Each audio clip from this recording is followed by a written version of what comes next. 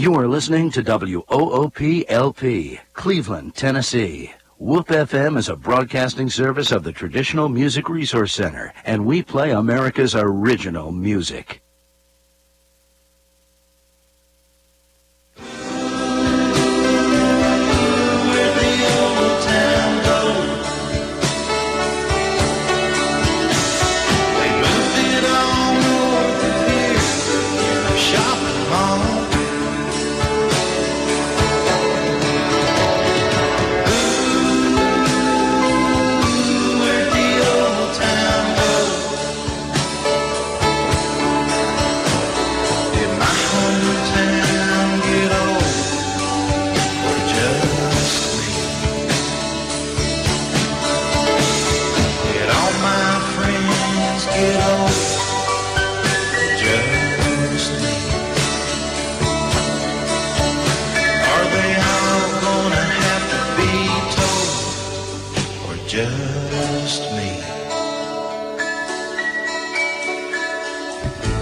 Good morning and welcome to Old Town Cleveland here on WOOP FM. I wish I could have seen that. Or you can go to the internet at www.woopfm.com. Morgan, good morning. How are you today? What's the phone numbers? I'm doing very well, and that phone number is 614-5553, or if you're out of the area, 423-614-5553. I'm giggling because Morgan has bought himself a cup of coffee. Apparently he is not a coffee drinker. And he's put a massive amounts of cream and sugar in it. And he was on the opposite side of the room when it was time to turn the microphone on. He has bounced off the walls already here. Too many extra shots of... I do love coffee. I just don't like it too bitter. Yeah. But anyway, so he did some run around the room to get to the button. So that's I was going to do it, but I just... Not many people run on the show. How you doing, Debbie Moore? What's going on this morning? My goodness, Ron, it is November the 18th, and a little bit of cool fall weather has finally moved in here, and I believe we're going to get some rain if it's not already raining outside. We've been here for a little extra time this morning. We interviewed a local author named Valerie Burns, quite an interesting lady, and she has landed a couple of big national book deals, and we are very proud of her, and we'll have her back along the way to talk about that. Today is Small Business Day. Go out and support a local business, and I can tell you one that I'd like for you to support. That is Tina's across from Bradley High School. She sells chocolates, and I'm talking really good chocolates, and she will, if you will mention Black Fox School today, she gives a small percentage of the proceeds to the school, and she's a nice lady, and she makes incredible desserts. There's only two types of chocolates. Good and better. Yeah. Right. Well, she does really funny things, too. If you're looking for a unusual gift for somebody, she has chocolate-covered jalapenos and all different flavors of chocolate on wonderful fresh apples. And the other day, I ate some licorice that had chocolate on it. Chocolate's good on everything. You know, Boog, I think that Jerry Frazier would like some chocolate-covered jalapenos. Or Philip Cry. Philip's the one that likes jalapenos. Uh-huh. Chocolate goes good on everything like bacon goes good on Oh, everything. yeah, I think maybe she has chocolate-covered bacon, too. But she has some really unusual, and it's good chocolates. And so go down and see Tina and tell her that you're making a purchase to help out Black Fox School and to get some really good chocolate. I've had several people contact me this week about picking up my book. If the History Branch here in Cleveland has those on hand, if you'd like to go up and purchase one there, you can write a check or pay cash. And Ron, tell us who our guests are today. Well, these are two guys I've heard of or known of all my life. And Went to jail with them. Yeah. well, Yeah. well, I read about them in the jail docket. So, but, yeah. No. Suds Barrett and Boog Sherlin. Everybody's got a nickname today. Yeah. So, how you guys doing this morning? We're doing good. Doing good, Ron. Thank you. We're going to be talking about South Cleveland. We've done East Cleveland and The Tasso area? the Tasso area, which I really enjoyed having Richard Wilson on here last week. He's quite the interesting guy. But we're going to be talking about South Cleveland this morning, and I think you guys are really going to enjoy this, so stay with us. Well, I guess South Cleveland sort of anchored with Tipton Hill School. Would that be sort of the anchor point that ever points due south? Sure is, Ron. That's, Can't shake your head yes, boys. Y'all got to talk. oh, yes. Yeah. Templeton Hill School had been there a pretty good while when you guys, did you go to Templeton Hill, Suds? I went 8 years. At Templeton Hill? Yeah, and I did too. And who were some of the teachers there? Well, you know, it's funny you asked that. The prettiest teacher I ever had was my first grade teacher. And what was her name? Her name was Miss Ramsey. Uh-huh. And later on, during the probably early 40s sometime, mid-40s, she married Mitchell Lyle. Oh, okay. So, She was always a beautiful lady. beautiful She lady. didn't do well, did she? Yeah, she did. She did just fine. But she was, I remember a lot of my teachers in elementary school. They made a lot of, they influenced me, and Oh, yeah. so I appreciate them. Mhm. Mrs. Bounds was probably the one that had the most influence on me. Mr. Henley, when I was going, Bill Schultz was the principal. And I think when Suds was there, part of the time, it was Mr. Kiker. Mr. Kiker for 1 year, and then I had Mr. Schultz the rest of the time. Yeah. I see pictures of Bill Schultz, and he pretty much was white-headed most of his life. Because Yeah. He was a good man. Yeah, I know. I think Tipton Hill was built about 1925. I really don't know, but Yeah, I think so. That's when the city school system started building schools, and Tipton Hill and College Hill was the same building. Mm-hmm. Basically, the same architect, and so I know my dad grew up there in South Cleveland and went to Tipton Hill, and my uncles, and my uncle Gene Moore went through all 8 years there. Mhm. I don't think Dad and my Uncle William got to complete school. I think they had to quit and go to work back in those early days. When I started playing basketball, we had an outdoor court there at Tipton Hill. Yeah. And then they built the first inside gym in the city at Tipton Hill. And the thing about it, it's still there. Mhm. Just upstairs now where the gym was, and we played ball. They got offices, and then they used to cook meals. Yeah, the cafeteria was downstairs. And the last time I was up there, Boog, I went in the door and went back there to what we call the boys' locker room, and they had a bench there, and you lift up the bench, and that's where we kept our uniforms. Yeah. But that was still there. Was it still there? Yeah, it was up to probably 10 years ago. Good. I guess 3 or 4 years ago, they had a Templeton Hill reunion headed up by Don Guerin. Is that the right name, Ron? Don Guerin? Yeah, Don. And man, what a turnout. Yeah, it was a good turn. I'd say several hundred people out there in that parking lot, and it was hot, and they didn't care. They were all sharing their pictures, and we put a lot of those pictures on Facebook. Yeah, there's a Tipton Hill Facebook page Yes. too that you can go to. Yeah, a lot of old pictures out there, and if you have any older pictures of that, we'd love for you to go ahead and post those there on Tipton Hill School. So who were your parents? My dad's name was Walter, and my mother's name was Anna B. And Were they from Bradley County? yes. My family goes back to 1830s. Oh, they came here as soon as the Cherokees left then. Yeah? I mean, Well- were some of the first settlers, you think? Yeah, because my great-great-grandfather was U.S. Army that moved the Cherokees out. And what was his name? John Hagg, Hague. Oh, I've run into that name. That's interesting. And my parents were Bob and Maud Sherlin. And my dad's originally from Athens, but he moved to Cleveland when he started dating my mother. My mom is a Cleveland woman. Was. And what was her name?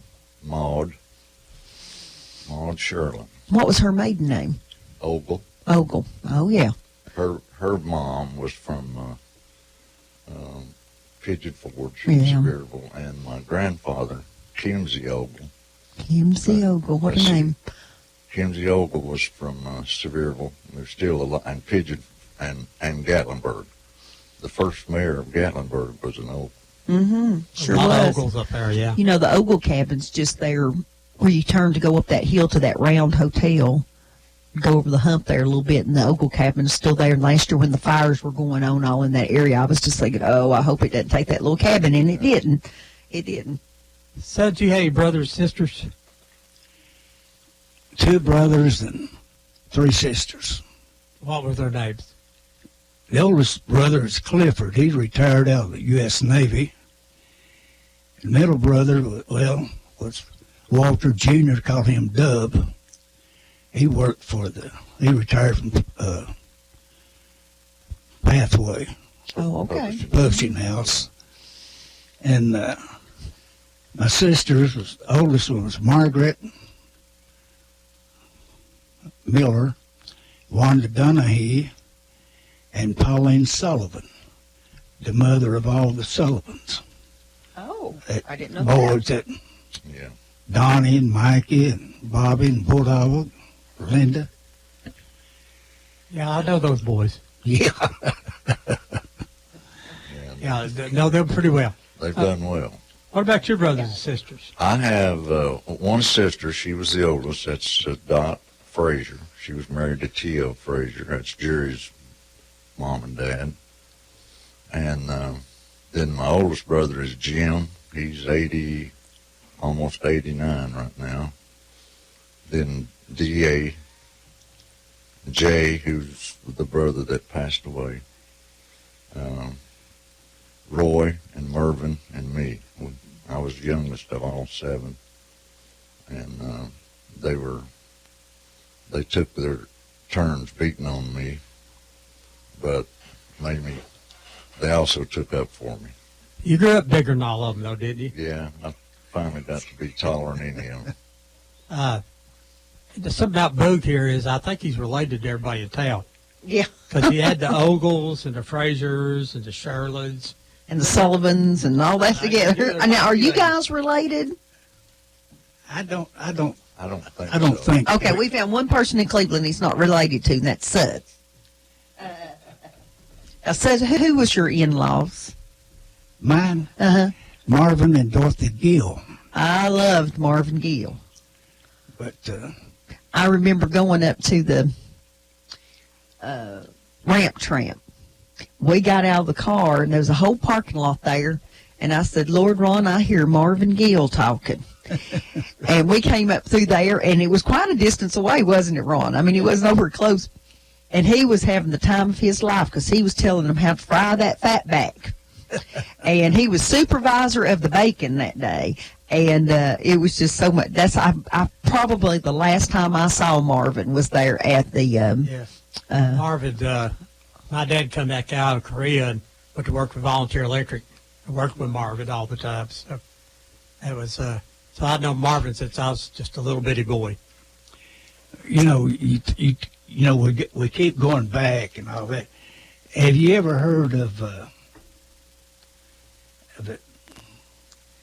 covered wagon that carried the merchandise going through Polk County? Yes. Yeah. They call that. Yeah. Tinkers or Roland Stores. Roland Stores or something like that. Well, my great grandfather, he drove the wagon up through Polk County. So he'd just have it's like a store on wheels. Yes. Yeah. And so he'd pull up and they'd come out and get what they needed. Yeah. Now, would he trade for stuff or did they have to pay with money? Do you know? I really don't know, but Okay. I know that was a big deal up in the Copper Basin, where they couldn't grow fresh fruits and vegetables. Those rolling stores like that were a big deal because that's how the women got vegetables. You know, I go back really when they deliver milk to the house Yeah. and coffee and, whatever. Bread. Yeah. Yeah. Well, now, Did you know, I'm sorry, Ronald, did you know those people about the Ice Man and the Bread Yeah, Man Big and the John. Big John? I remember Oh, Big yeah, John. Big John. He would always shake hands with my daddy. And he was a big man. now, who did you buy your milk from? Who was the deliverer back then? Varnell. So he was Yes. Varnell. Varnell. Varnell. Okay. Which was down just past the end of the Church Street down there. yeah. Yeah. Before they, Oh, I didn't know that. Now tell me that again. There was a creamery. Was it a creamery or was it just them? no, they had milk and it's Varnell Dairy what it was. Yeah. So was it all their milk, you think, or did they buy milk from other people? I think it was all their milk that I know about. I didn't know if they bought it, but their dairy was actually down On Weatherly Switch, man. on Old Chattanooga Road, just at where the Overhead the bridge. The viaduct is, or whatever they call it. Because you used to have to turn to yeah. go down to, and they lived down on the right, didn't they, Yeah. Boog? Yeah, they Now, did. in your lifetime, did that viaduct come to be, or was it always there? Oh, I watched them. Yeah, we watched them build that. What do you think? What year do you think that was, It or was- decade? It was in the 50s. In the 50s. So before then, did you have to go down like behind Robinson Supply and You had Church Back Street, then. Church Street? Maples Chair Company was down there. Charleston Hosiery. Yeah, and you went the road. Blue Springs Road started right there at Ocoee Street, and you went down the hill and across the railroad, and went on the way it goes now. Mhm. But there were 2 or 3 people who got hit with trains, and one of them was forgot his name.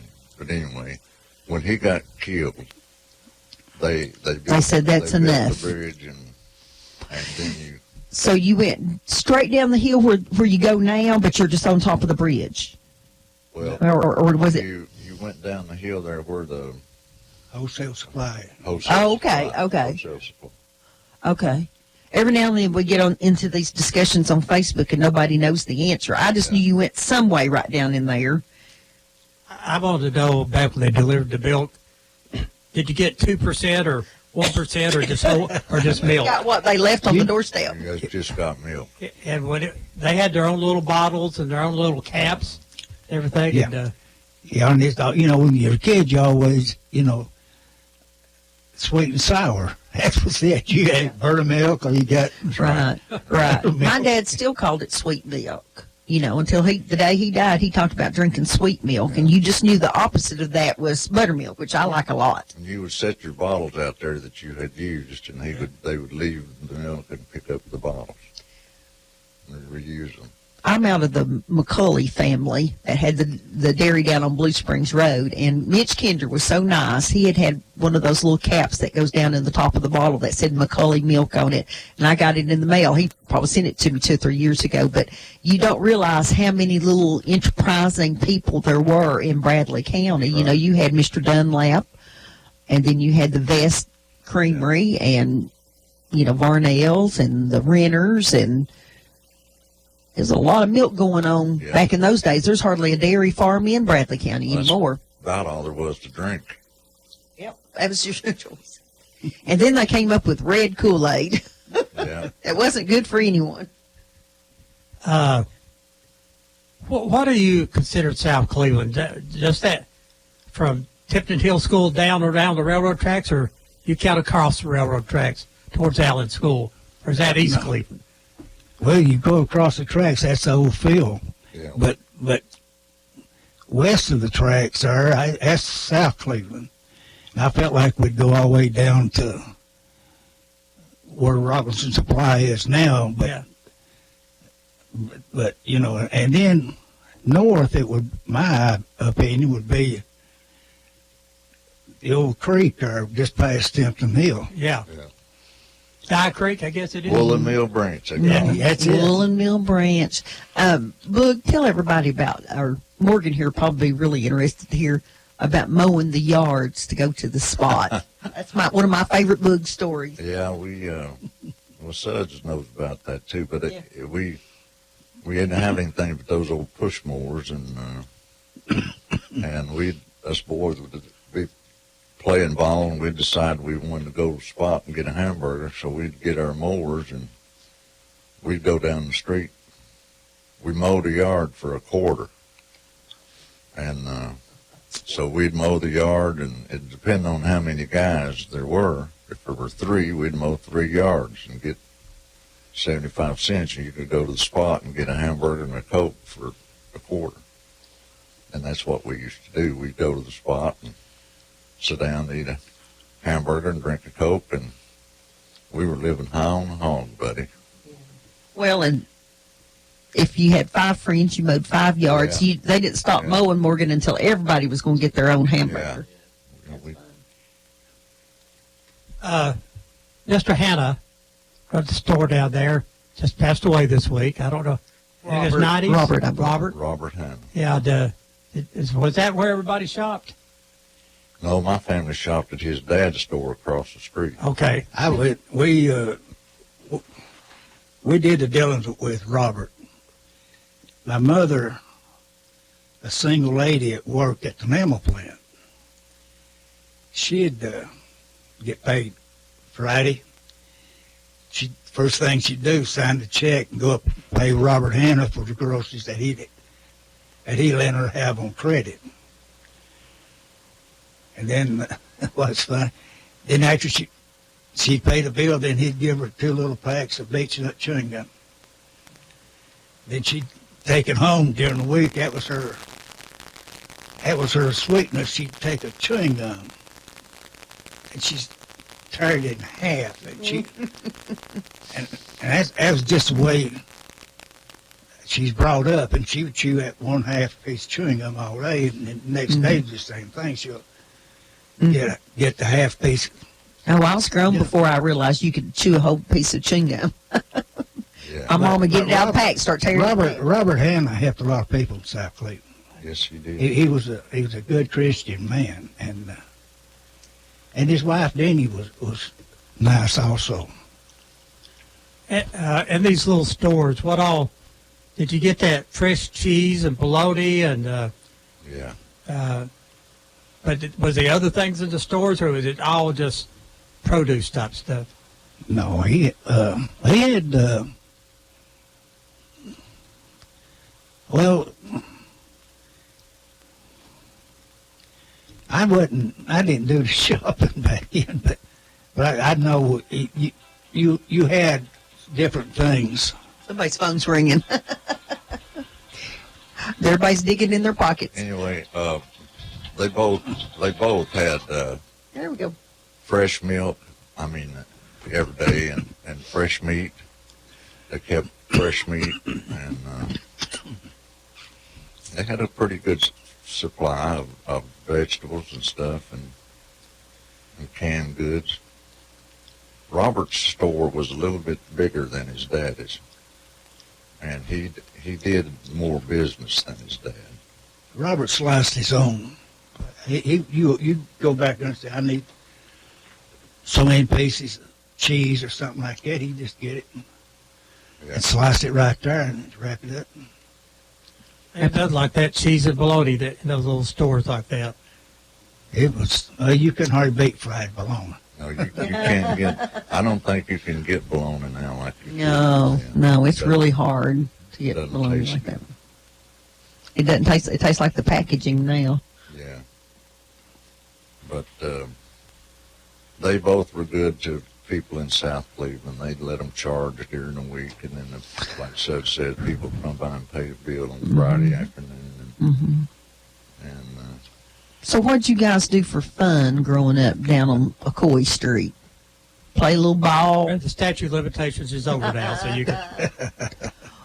Yeah, we both played ball. My brother Jay had an old, what started out to be a garage, and Jay never did put the sides on it, but up in the top of the garage, he put an old goal so that we could play on it. And I tell you, I don't know how many millions of shots have been shot at that goal in basketball, because all the guys, Suds and other guys, would stop and play, and that made it even more fun when other people would stop and play.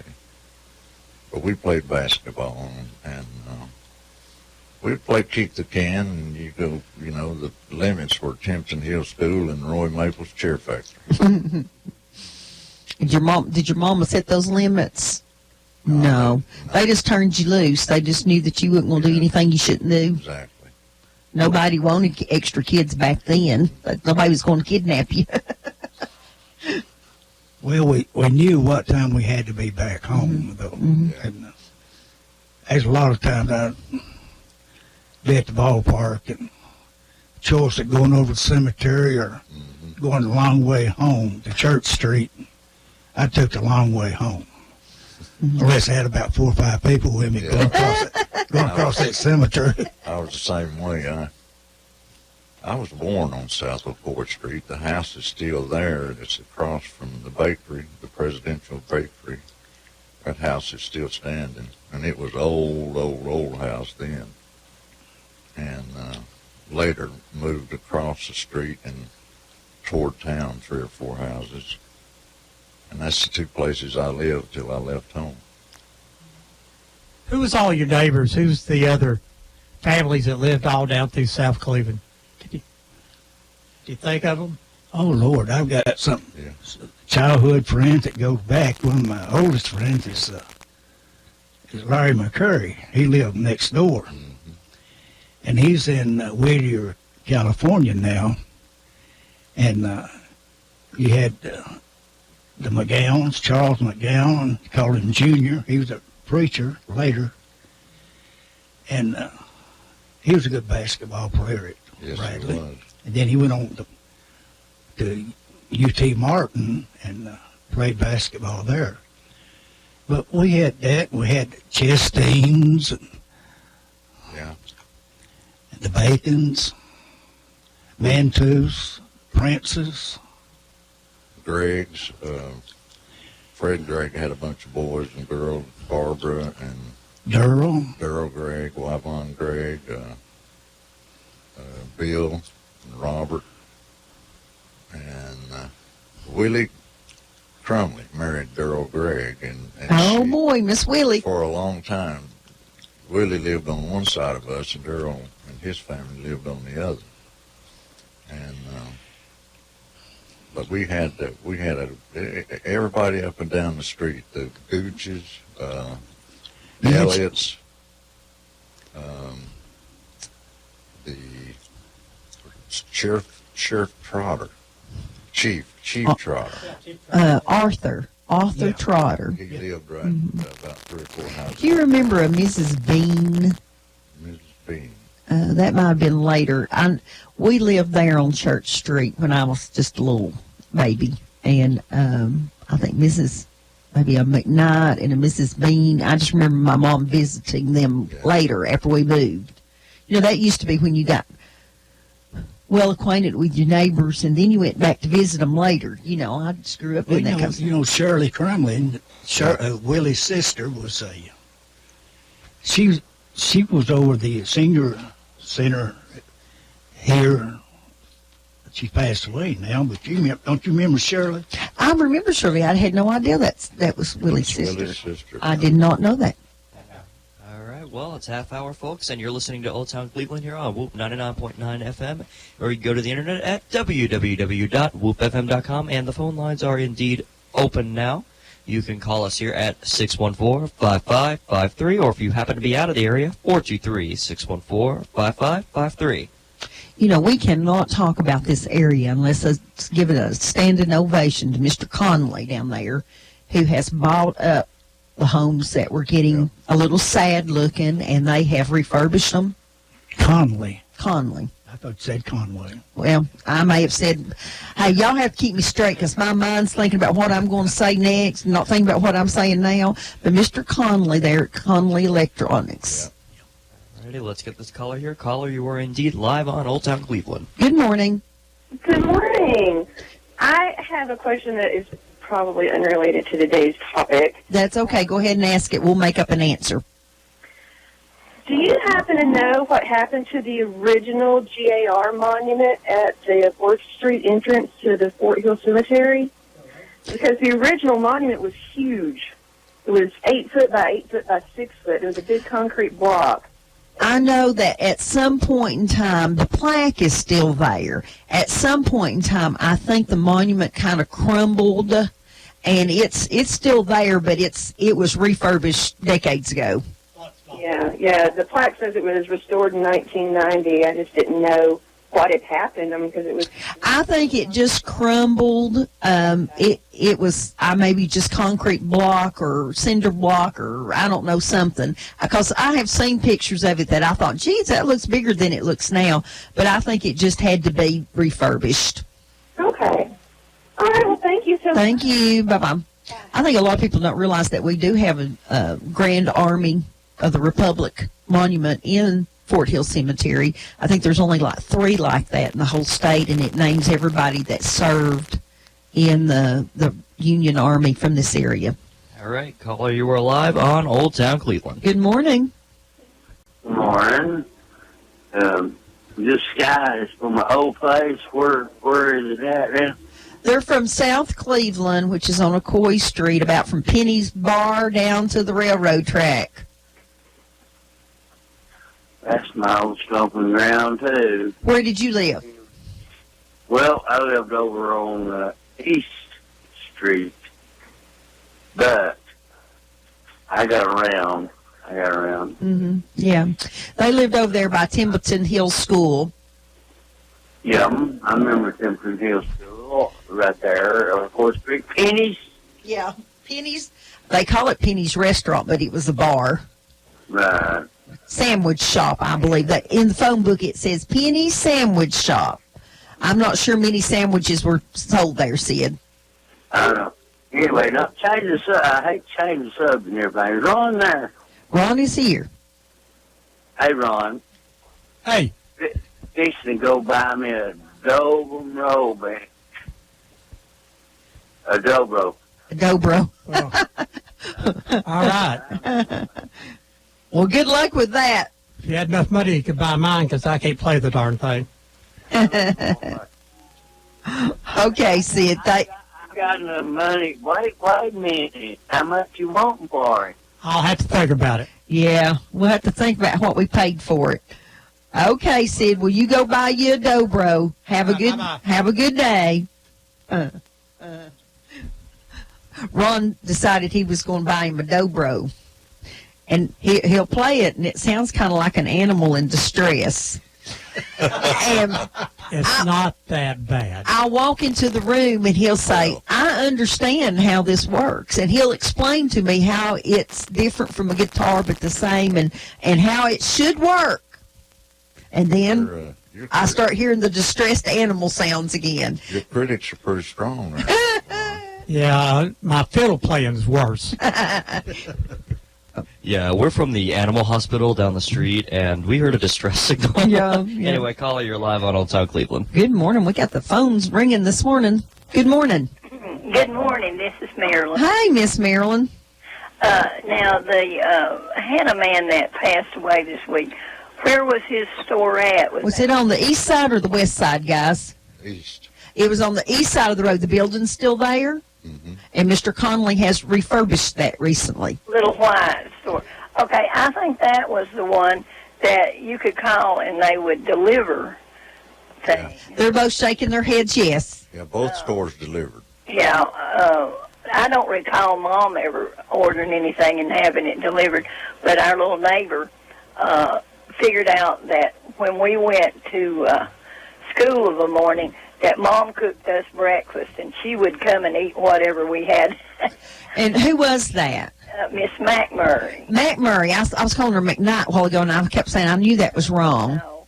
And she would always call, and double cola came in a big, tall glass bottle. Yeah. She would order one double cola and 3 or 4 slices of bologna, and every 2 or 3 days she would get a loaf of bread or a little jar of mayonnaise or something. But they delivered to her house every day because they brought her a double cola every day.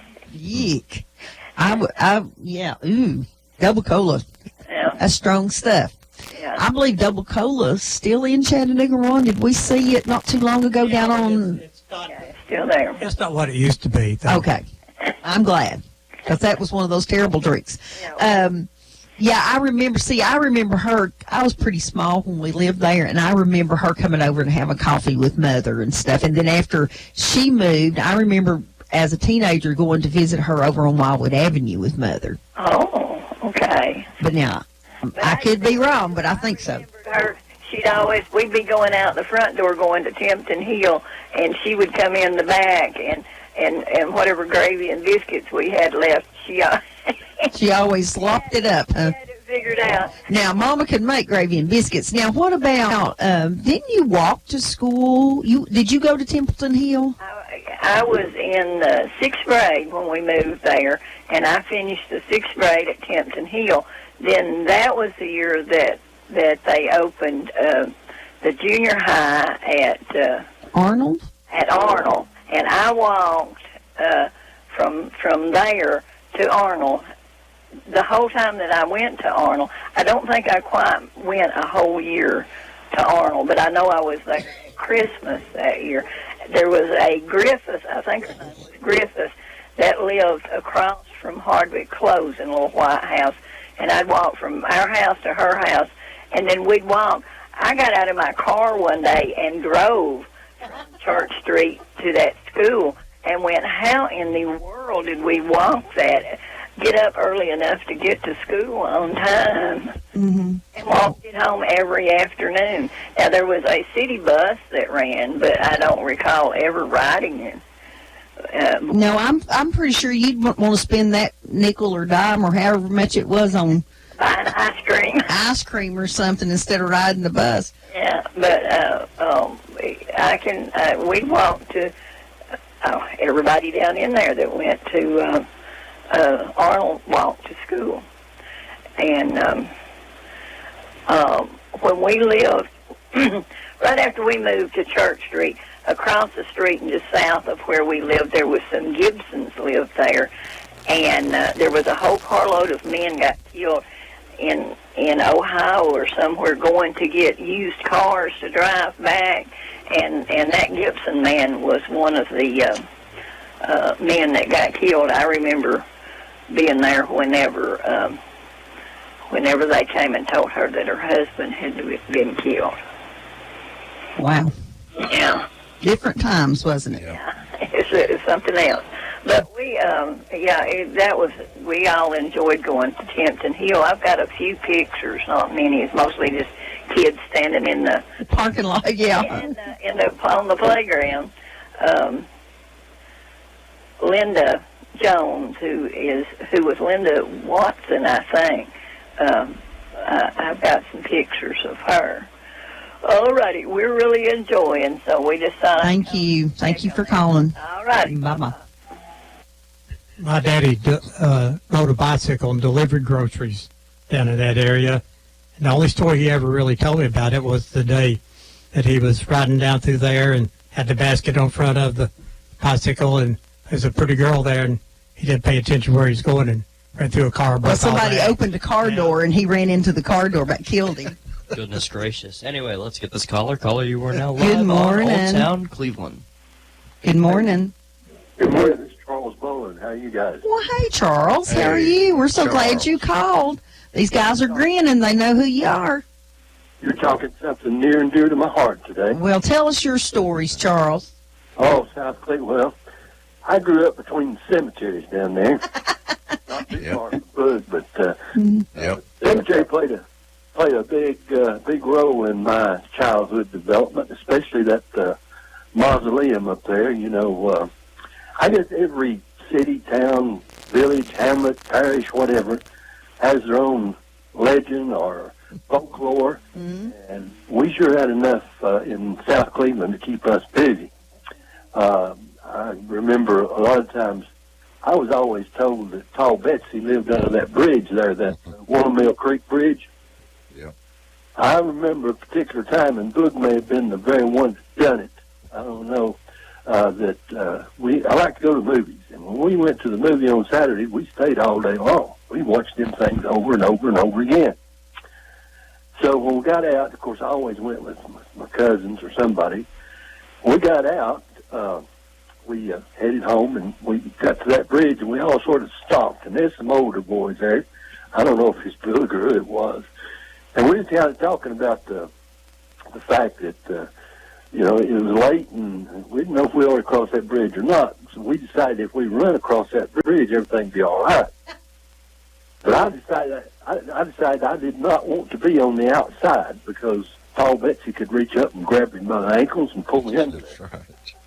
So as we standing there just talking about it, one of the older boys yelled, "I see her, there she is!" And boy, we fired out of there like a shot.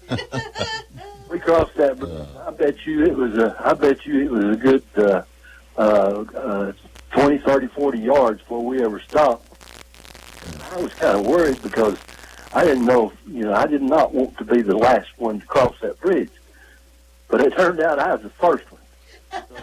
I learned a very valuable lesson that day, and that is that when you pick people to hang out with, be sure you can outrun. That's right. You know, that's a mama's tale for every community was the place that they didn't want you to go. That's where they told you something to get you. And I bet that's just about what happened there. You're probably right. But anyway, we believed it. Now Boog was talking about the lawnmower. Boog is probably one of those old rotary type lawnmowers that had. Yes, it was. You supplied the power. That's right. Such thing as power, and you know, Eddie and Ron, back in those days, really, there was just two classes of people. There was the blue collar, and then there was the white collar. South Cleveland was a blue collar community. Yeah. We grew up, I guess, kind of poor, but we didn't even realize it because we were all the same, and it didn't bother us in the least. We wore jeans with patches on them. Denim was the perpetual garment. It never wore out. Right? When you tore it or whatever, it went in the remnant pile. And Mama cut them patches out of that to patch another pair. So. Well, and the first thing my mom would do would be iron those. I was such a rough girl. I had patches on my knees. That should tell you something right there. I'd wear some cute little cotton dress, and I'd have my corduroys or my blue jeans on under them because I wasn't about to go nowhere in that dress because I couldn't hang upside down off the bunk bars. And she would iron patches in the knees to begin with so that you couldn't tear them up. Yeah. Those knees were the first to go anyway because with boys because of marbles. Y'all ever play any marbles, Boog? Oh, yeah. I did. Yeah. Everybody had a tolly, didn't they? Yeah, everybody had a tolly. Yeah, we'd draw that ring on the ground, and here we go. Boy, I tell you, we'd entertain ourselves for hours with just marbles. But, it was just a wonderful, wonderful time to grow up, I think. It was... Charles, I say that kids don't know how to get along today because they don't run with the neighborhood kids. Now, in the neighborhood kids, that's where you learn to play fair, and you learn how to play games together and how to get along. And a lot of times there'd be somebody in that group was kind of picked on, but then when somebody from the outside picked on them, not everybody protected them. And I think kids don't get exposure to that kind of activities now. Right. I know you're aware, but I've written a book on growing up in South Cleveland, and the thing I think we're losing our identity as families go. People don't realize it, but what you consider everyday living will be history 20, 30 years from now. And families need to keep a record of what goes on in their lives, pass on down for future generations. And I think the way we grew up, we didn't have we played outside all day long. Yep. We didn't have video games and all that stuff that kids got today, but we used our imagination. I'd stay in the house as long as Captain Kangaroo and all that stuff was on. As soon as it went off, I went outside, Yep. and I'd stay outside till the soap operas went off, and I'd come in and watch American Bandstand. Boog was talking about mowing yards to go to go to the spot, and we'd pick blackberries to go to the movie. There you go. So that was one of our Yeah. But I think, guys, don't you agree with me that we realized we had to work to get anything, or to get anywhere in life.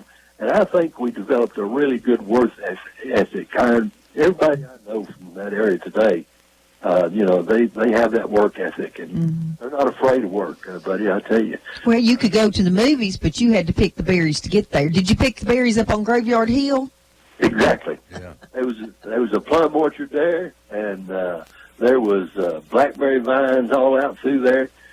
Chiggers, chiggers. Chiggers galore. Yeah. And Ron says those chiggers are impolite.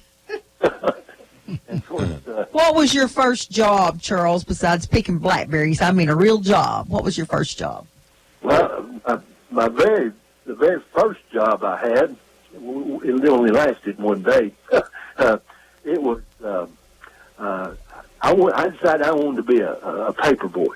Uh-huh. And I remember Don Frazier. He lived down there. He had a paper route. And old Don I talked to him about it, and he was going to go somewhere with his family, be gone for a day. He said, well, if you're really interested, you can take my route over to that day. And so I rode, of course, we traveled on bicycle. I rode with him for a week or two to learn that route. I knew that route backward and forward, upside down, and every way that you could know it. But the day finally come for me to make my a premiere as a paper carrier, and it was raining cats and dogs. I'm telling you, that morning. And I thought, boy, I sure hope this rain quits. Well, it didn't quit. It kept on and it kept on. So I knew I had to get those papers out. The news, people were expecting the news.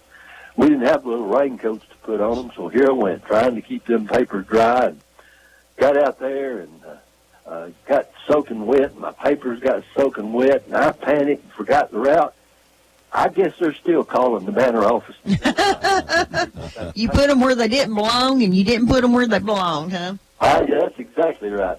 But my first real job was working at the White Store over in the Village Mall. Y'all remember the White? Oh, yeah. Yeah. That was my first real job. Were you bagging groceries? Bagging groceries. Hey, and you didn't ask plastic or paper then, did you? No, plastic. We just had paper.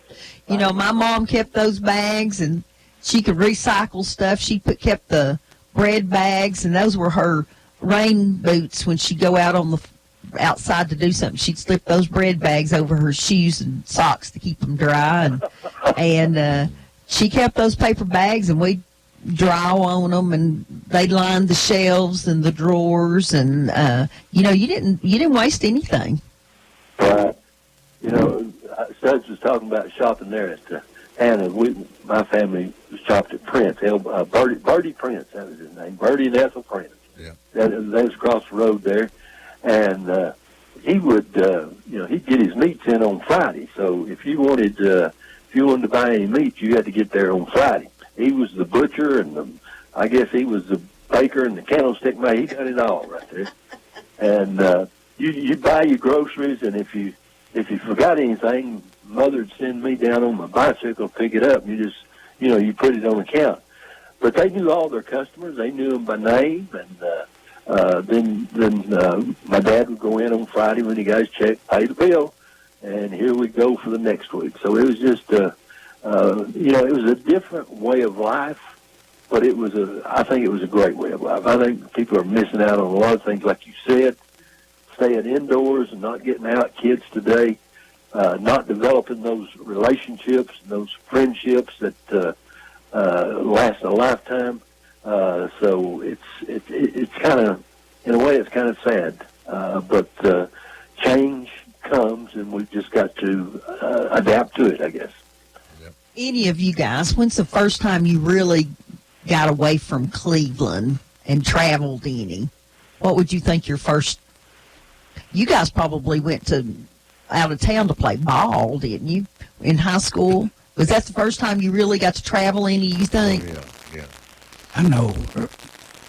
Grammar school, we would travel.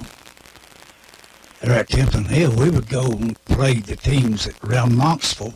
Really? Wow. Yeah, we won. We won a few tournaments up there, and like I say, I was blessed. I had Clancy Henley as my teacher and coach. I played in the sixth grade against men back then. Yeah, people have been around for a while. I was kind of small, but fiery like those Sullivan boys, I bet. yeah, but they was a little bit taller. When I went to Bradley, I was 4'11". I weighed 115 pounds. Made a good wrestler. So I grew a little bit.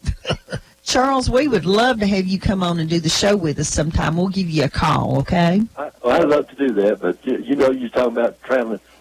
Back in that day, vacation wasn't a word in our vocabulary. No. We didn't know what that meant. No. My dad would get off from work, like 4th of July and Christmas. Well, he never took any other, there were no other built-in vacation Those days. were unpaid weeks, too. Yes, probably. Yeah. Oh, yeah, they were. But, I'd love to come in and talk with you, but you guys have a good day. Appreciate what you're doing. Okay.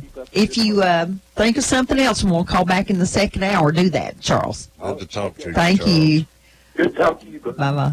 Let me ask you, those families that lived down in that area, were they predominantly workers there at Hardwick Close or other areas? Did your family Where'd your work? families work? Mine worked at enamel plant. Yeah. Mine- Now, where was my the dad. enamel plant? Sorry. Enamel plants, Down across Biden, South Cleveland. it's Community right behind Okay. Cleveland, South Cleveland Community Center, down toward the stock barn. Yeah. Now, did it sell enamel to? It was Hardwick owned. Okay, that's what I was Yeah, going to they ask. made doors and sides. So, did Magic Chef have an enamel plant Well, too? that was part of it. Yeah, Okay, Hardwick and Hardwick was in with. Magic Chef somehow. Yeah, it's all family, I believe. It was amazing what my dad could build out of those pieces of enamel. They could have a big chip on them or something. Yeah. Oh, we got another call. Got All the right, call. We got the caller, phones. you are live on Old Town Cleveland. Phones are lively today. Good morning. Hey, I've got a question. It was about a business. It was in Cleveland. Okay, who is this? This is Blake Shelton. Oh, hey, Blake. I found what it was. I found the orange skillet that had Cleveland, Tennessee on the bottom of it. It was Dixie Foundry. That was Magic Yeah, Chef. Magic Chef. Oh, was that Magic Chef? Before it was Magic Chef, which started probably in the early 60s, it was Dixie Foundry. My dad worked there when it was Dixie Foundry down in the enamel room. It's a good skillet, though. But it was made here, Oh, man, Dixie Foundry that was bacon and eggs back then. It took my dad forever to get on there. They made good stuff. They made good stuff, and see, he was down in that room where they were making those items. They'd have a little bit of stuff left over, and they'd just make those items to give away and to sell and stuff. Right. Well, that's pretty cool. I have never seen one with Dixie Foundry on it. Yeah, pretty neat. My nephew's got it. That's the first one I've ever seen, and they had that on there. I said, you better keep. He cooks on it still. Oh, I've got my grandma's that I wouldn't take anything for, and it's worn slick where she put it in and out of her oven, and that cornbread will pop out of there every time. Oh yeah, this is the same way. It's slick as it can be. It's the slickest one I ever seen. Good deal. Somebody cooked a lot of cornbread in it. A lot of cornbread. That'll make one good Yeah, cornbread. but that's it, Blake. It was Dixie Foundry prior to the time that it was Magic Chef. Well, I appreciate it. Always. Bye-bye. Hey. So, enamel plant, I guess Hardwick's, Magic Shelf, that bit where everybody worked? Well, in Chair Factory. Oh, Yeah. Chair Factories, My yeah. mom worked at the Cleveland Chair. Cleveland Chair, yeah. Your mom, what did your mom do there? She was she would gather all the pieces to cover a chair or a couch or whatever. Oh, she got the upholstery She would ready? tie it tight Oh, and put a man. number on it, and it went with a certain number. Morgan, that was back in the day when very few women had jobs inside of factories. Go ahead. Goodness. Anyway, caller, you are now live on Old Town Cleveland. Good morning. I should know you when you talk about shear factories. So I've been in shear factories since I was 17-year-old. Where are you now? Huh? Where are you now? I'm an engineer at Jackson Cat Dapper. I work in R&D, research and development. Is that so? Yes, sir. My brother was the plant superintendent there for a while, Jay Shirley. Dave Sherrill. That must have been before, I don't know. That must have been before 20 years ago. Yeah, it was. Anyway, should know you. Cartwright. I can't think of his name, first name. He's a good man, Cartwright. Stone Ciphers worked over there, didn't they, Boog? Yeah. Mr. Stone Oscar? Cipher? Please and Cherokee. We have one of the old books where the chairs inside the book's so old, the chairs inside the book are wooden chairs. Yeah. So it had to be back in about the Depression time. Arliss gave me a whole CD of pictures, and I can't find it now, of his dad and a lot of the chairs they made back at Cleveland Chair back before it became upholstered. A lot of times, those early wooden. Yeah, ways. we have one old picture of the outside of the building, and the wooden chairs are just stacked up on top of each other. Caller, you're live on Old Town Cleveland. Yeah, and I'm so sorry, Jim. We apologize. Moving along. But yeah, so everybody was sort of, the guy talked about blue collar jobs and everything. And so pretty much everybody worked in the factories that supported those. And, Book, where'd your dad work? My dad worked at the woolen mill, Hardly. Yeah, yeah. He was a cutter. And that day, how did they cut the material? They had these machines that had a razor blade about that long, and they had a big roll on the end of the table, and they would him and on one side of the table and another guy, and they'd pull it down, pull it down, go back. They were layering it up, and then they put a pattern on it. Wow. Put a pattern on it. I imagine you could lose a finger or two on that. Oh, he got cut several times. All righty, caller, you're live on Old Town Cleveland. Yes, this is Sue Deal in Montreat, North Carolina. Well, hey. And, boy, you got some big grins out of these two guys. I tell you, I do. In 1952 and 53, I went to Templeton Hill, and my dad pastored South Cleveland Church of God. And my favorite memory is of Bill Schultz, the principal, taking students out on the fire escape and reading stories to us. I later became a librarian, but I often thought of his making that effort as a principal.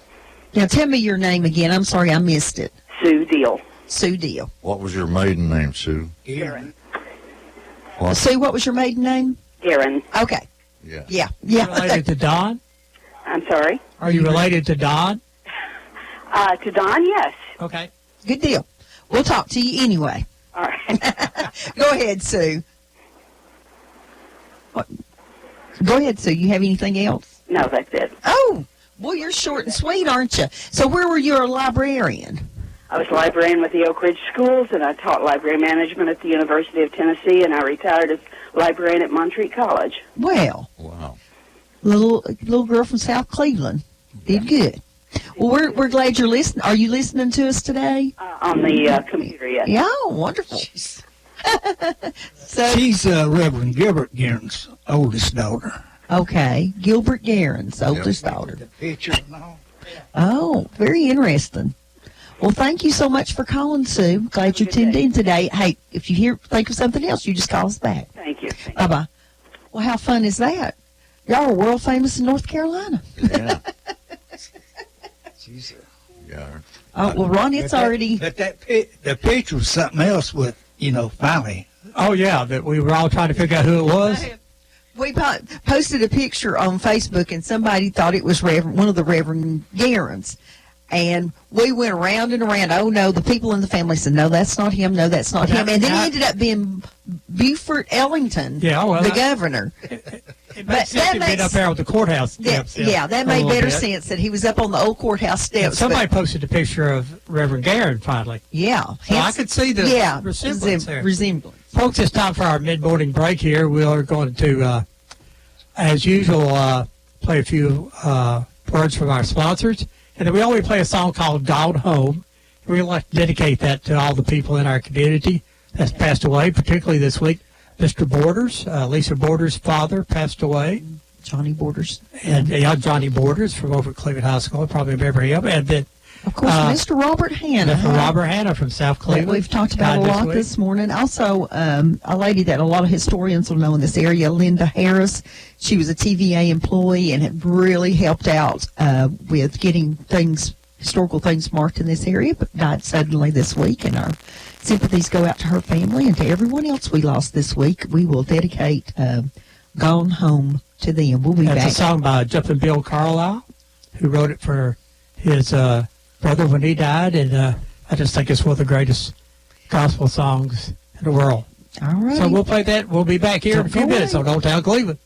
You are listening to WOOP-LP, Cleveland, Tennessee. Whoop FM is a broadcasting service of the Traditional Music Resource Center, and we play America's original music. Is it time for a new ride? At Buy Here, Pay Here USA, for just $500 today, you can drive it away. Come by any of our 4 locations in Chattanooga, Cleveland, Dayton, and Dalton, Georgia, and find your new ride. For just $500 down, you can drive it away today. Remember, all our vehicles have passed a 200-point inspection and come with a 6-month, 6,000-mile warranty. And you get a free Carfax report and appraisal on your vehicle. Visit us at BuyHerePayHereUSA.com. Offer subject to credit approval. See store for details. We are Buy Here, Pay Here USA. Tired of standing in line to cash your paycheck? Go to usmoneycard.com. Company doesn't provide direct deposit? Visit usmoneycard.com, the smart and safe alternative to carrying cash. We'll provide direct deposit for your prepaid debit card, or you can deposit cash anytime. Your US Money Card is reloadable and can be used wherever MasterCard is accepted. You never have to worry about overdraft fees. Spend what you deposit. So log on, load up, and love your US Money Card, the safe and smart way to spend. Visit usmoneycard.com for complete details. Matthews Pool and Spa Company, located in Cleveland, Bradley County for over 45 years. You know them. They're your new swimming pool construction and supply company in Cleveland, Tennessee, now with 4 generations of Matthews to serve you. Matthews Pool and Spa Company, for over 45 years, your swimming pool, construction and supply company, spa or hot tub installation and maintenance. Get all of your supplies for your pool or spa right now. That's the new location in the old Quinn Electric Company building behind KFC at 2724 Keith Street in Cleveland. Call Matthews now, 476-4521. You better get your order in now for your new pool construction for this spring and summer. 476-4521. Matthews Pool and Spa Company. Gonna jump in. Woo!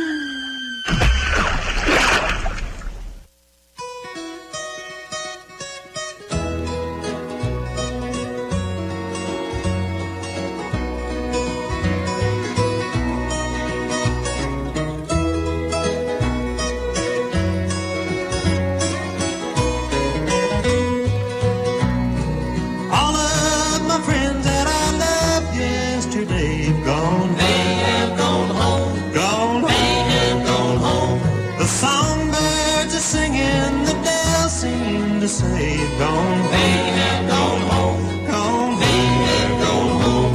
They joined the heavenly fold. They're walking the streets of Jericho. They left one by one as the work here was done. Gone home, they have gone home, gone, they have gone home.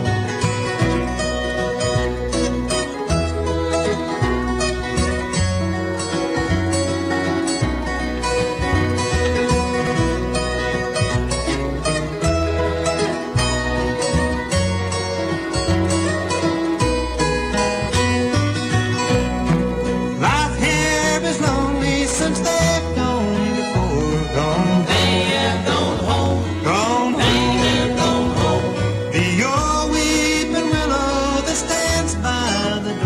sadly sighed. They have gone home, gone home, they have gone home. They've joined the heavenly fold. They're walking the streets of pure gold. They left one by one as the work here was done. Gone home, they have gone home, gone home, they have gone home.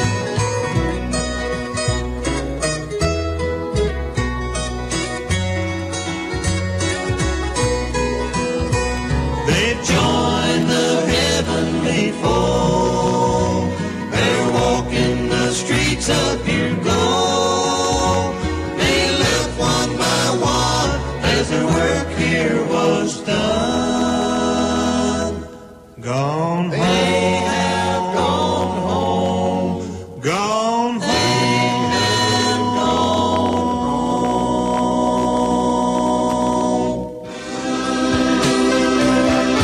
Where the old town goes.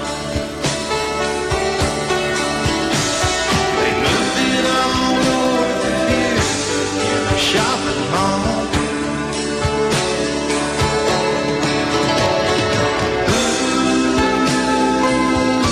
Where'd the old town go? Did my hometown get old, or just me?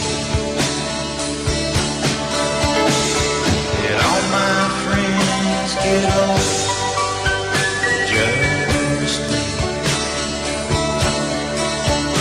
Are they all gonna have to be told, or just me? Welcome back to Old Town Cleveland here on Whoop 99.9 FM, or you can go to the internet at www.whoopfm.com. You can call us here at 614-5553, or if you're out of the area, 423-614-5553. And hey, looks like one of our callers has beaten us to the punch on that. Caller, you are now live on Old Town Cleveland. Good morning. Good morning. This is Frank Bowery over in Polk County. Well, Frank, you've been standing me up for a long time. I'm ready for you to come do the show with us. Okay. Hey, y'all talking about South Cleveland? Wasn't they a stockyard down there? Yes. Where was it, Boog? It was right Where the agriculture center is? kind of across Church Street from Roy Maple's chair factory, back this way barely a little bit. Okay, so there was one on down the Yeah, and they was a processing plant there too, wasn't it? Yes, on the south side of it, yes. Yeah, Nat Eldridge used to own it. Yep. Nat Eldridge. Yep. Wow, that's Yep, old, man. yep. Hey, Boog, Yep. you had the longest college career of any man. Yeah, I did. I left Bradley and I went to Tennessee Wesleyan. I played 1 year, and I dropped out and came back to Cleveland, and I waited a couple of years, and I played the first semester of 1964 at Lee, and then I played the last semester of 1965, and in 1966 I went back full-time at Lee and played 2 more years. Yep. I believe he was about 30 years old when you really got over, wasn't it? I was 27 when I got out of it. Yeah, I played against you in some independent ball out there. Yep. I guess a little bit later, and I'd read about you there at 3 or 4 different places. Said, "Oh, Boog's gonna that gun play forever." I enjoyed it. I really enjoyed it. Yeah, I did too. I played a little softball. I know it had to be with your one of your kinfolks, Harley Sherlin. Yeah, Harley. Yeah. Well, I just want to put in there. I remember a stockyard down there, and I remember going down to Nat Eldridge's and buy some meat and stuff like that in South Cleveland. So. Well, that stockyard was one of our places of entertainment. They would start bringing the cows and calves in there on about Wednesday for the sale on Friday, and we'd go down there and ride them calves. And we do that to swap knives. Yeah. Yeah. Well, hey, I just thought I'd call in and talk to Boog and talk about that. And I've known Suds for a long time when I was playing softball out there. He was commissioner. And enjoy your show. Thank you. Good to talk to you, Frank. All right, bye. Well, we were talking during the break about the little restaurants and things in that area, and we know that we talked about Penny Sandwich Shop, which I'm sure they sold sandwiches, but they also sold beer. Yeah. Who else was down in there? Bradford's. Bradford. Now, what was it like? Bradford's had good sandwiches. They had good. I love their hot dogs. Mm-hmm. And they sold, they sold beer too, but. Well, I think that's. But there's more of a sandwich. Well, it is. No, it's 50-50. It's 50-50. So it was not a wild place then. Okay. Okie doke. Caller, you are now live on Old Town Cleveland. Good morning. Good morning. This is Beverly. Well, hi, Miss Beverly. How are you? Well, I'm doing fair. But let me tell you about Church Street. Now you're Beverly Johnson, but what was your maiden name? Morrow, M-O-R-R-O-W. The Morrows. Yeah, okay. All right, go ahead, Miss Beverly. My older sister and brother went to Templeton Hill. Yeah. Now, the brother was in my class. Lloyd Morrow. Lloyd. Yeah, he died 2 years ago. Yeah. And then my husband died 2 months after Lloyd did. But anyway, I was born on 1250 Church Street. Uh-huh. And the house is still there. Mm-hmm. And we played on the streets all the time, Y'all know Stony Brooks. Yep. Yeah, we rode bicycles together up and down that street. And I hadn't heard anybody mention the cabin craft where Bishop Bakery is. Well, now, interesting that you mentioned that is that somebody came up with a picture of that building on Facebook. Ron did, and we just said, what was this? And we got every answer in the world. What was Cabin Craft? They made the chenille bedspreads and rugs for a place in Dalton, Georgia. And to this day, we have, my sister does, a rug that my mother had made and brought home. But my mother didn't work there long because mom just didn't work. She was a housewife. And our neighbors that lived right beside of us was the Burris, B-U-R-R-I-S. Mm-hmm. And he helped build the Chickamauga Dam. Wow. And their son also went to Templeton Hill. And then 2 of my teachers I remember was Mrs. Wiseman and then Miss Goodner, the one that owned the Goodner Funeral Home. Yeah. She was one of my teachers. And then the Stockyard. Oh, Lord. A lot of noise. Yeah. And the lady that lived right across from there, Mrs. Gregg, she sewed. She made our clothes for us. Mom would buy the material, and Miss Gregg would she was such a great seamstress that she would sew and make our clothes. And then my daddy worked at Dixie Foundry.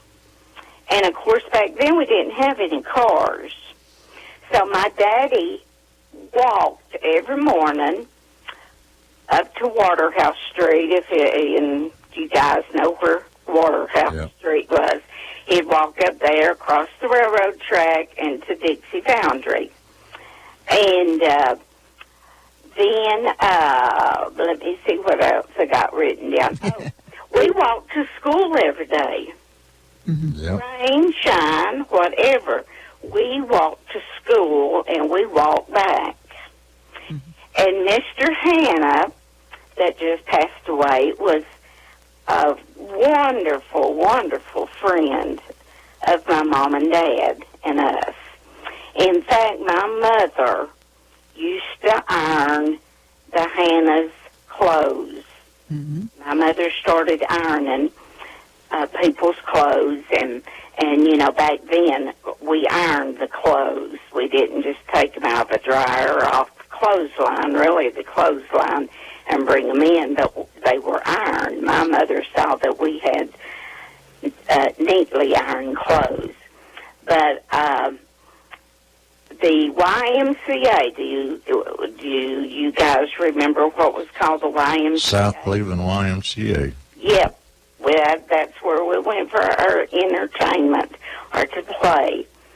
But I remember where Stony Brooks lived and grew up, and I was probably in about third grade when we moved away. My daddy started building houses, and the first house he built was down on Blue Springs Road in Oak Park subdivision, and there wasn't many houses there then. But my dad built that one, and then he built another one there on Blue Springs Road, and then from there on, my dad built. We built houses and we'd move, and we'd build houses and we'd move. And also, my dad was a Church of God pastor. He started Hopewell Church of God. He started Hopewell Church of God, yes, he did. And that's where I met my husband, and we were married 45 years, and he died 2 years ago. But anyway, I am laying here looking at a chandelier that my daddy got out of an old house on Ocoee Street, South Ocoee Street. I'd say you'd never find another one like it. And this chandelier has been moved, no telling how many times, from into a new house, and then to another new house, and to another new house. Well, when my mom died and my dad sold everything, he had this lot for sale. And I paid him $40 for this lot. And it is a beautiful chandelier. It's wooden, but it's got the little candles that you put the little candle lights in. But it is gorgeous. Wooden. I don't know what my children would do with it when I die. But I would love for some antique dealer to have it. But that's some of my memories on Church Street, and it was a graveled, old, dusty road there from Bishop Bakery, I can remember, on down to the end of Church Street. You know, before it was Cabin Craft, that was the original South Cleveland Church of God. Was it really? No. Yeah. I don't know. I don't remember back then. No. But I knew a lot of those people that went to South Cleveland, all your Sherlins, your Oaks, and, you know, all those. Yeah. So I am enjoying the show because, man, how... You lived it, didn't you? Hey, Beverly, just mark me down. I'm giving you $50 for the chandelier when you pass on. Just put Ron's name on it. It is, I mean, it's gorgeous. It sounds like it would be. Wrong with it. And it's designed on the wood. It is designed with bunches of grapes. I mean, this light could be painted. All those grapes on it could be painted. And it is gorgeous, but it's wood. Okay, I'm up to 55 now. Just you talked me into it. He's got deep pockets. Deep pockets. He's all the way to $55. I'd take $40 for it for somebody, but they'd have to come and get it and unwire it and take it down. I'll get somebody to come get it. You know what? That would look real good over my dining room table, and I haven't even seen it. It would be gorgeous. It would be.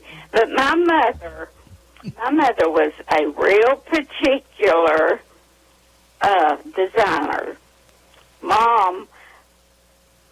mother was just, oh Lord, she was so particular. When my husband and I used to pastor down south, and we'd come home, we would always stay at my mom and dad's house. And oh, my mother was particular. She was everything had to be in its place, you know, and no dirty dishes, no wrinkled up beds where you sit on them, nothing. I mean, and that's the way I was raised. Mm-hmm. And that's the way I reared my two children.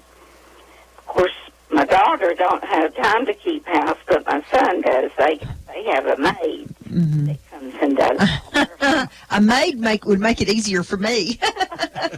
It's so nice talking to you, Beverly. Beverly, Wait a minute. Boog wants to say something. your brother Lloyd was always the fastest runner at Templeton Hill. That guy could fly. He was the fastest runner. And then I had a younger brother born later in life.